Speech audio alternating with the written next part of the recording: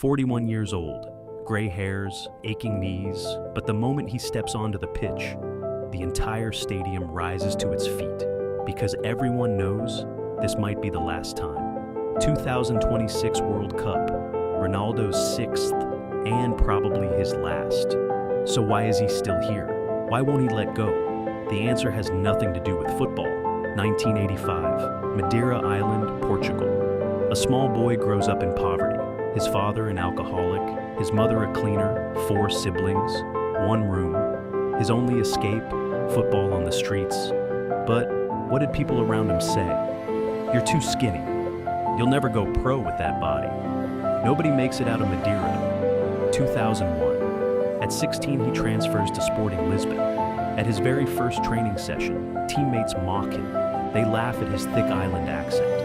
That night, he cries alone in his dormitory, but the next morning, he walks back onto the pitch. Because Ronaldo's greatest weapon was never his speed, not his feet, not his head, not even his ego, his weapon. Working harder every single time someone said no. 2003, Manchester United, 18 years old. Sir Alex Ferguson pulls him aside and says, "You are something special. You just don't know it yet." From that day forward, Ronaldo doubled his training hours. When teammates went home, he stayed on the pitch. Evenings spent studying nutrition, sleep, recovery.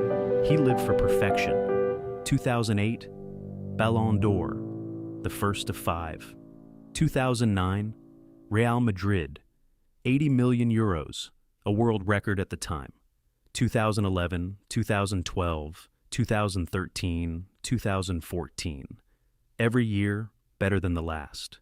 143 international goals, a number no man in history has ever reached. 227 caps. That record belongs to him too. 6 World Cups, tied with Messi. A first in history. But something is missing. There's always something missing. The World Cup trophy. 2006, he reached the semifinals. He wept. 2010, quarter-final exit. 2014, knocked out in the group stage. Devastation. 2018, quarter-final. Stopped at the door again.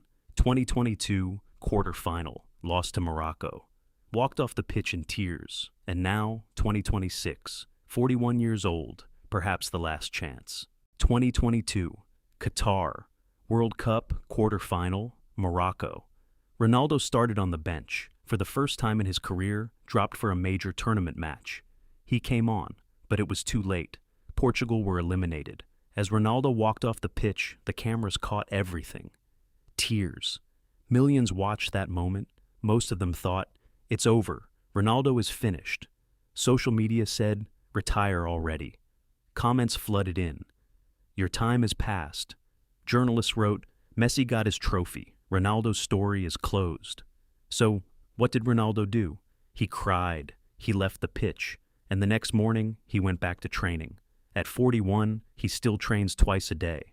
At 41, he still works with a nutritionist. At 41, he still sits at 8% body fat. Because the greatest secret of Ronaldo's life is this.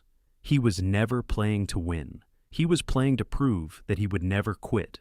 2026, Houston, Texas, June 17th, Portugal versus DR Congo. Ronaldo walks out onto the pitch. The stadium rises. 41 years old, 6th World Cup. First in history. Maybe he'll score. Maybe he won't. Maybe Portugal will be champions. Maybe they won't. But none of that matters anymore. Because Ronaldo has already given us the greatest lesson of all. When everyone tells you it's over, and you keep going anyway, that is already winning. Remember that in the gym when you're on your heaviest set. Remember that on the mornings you don't want to get up. Remember that the next time you think, I can't do this. If a 41-year-old man is still on that pitch, you can still be on yours. This is Ronaldo's last dance, but his story never ended.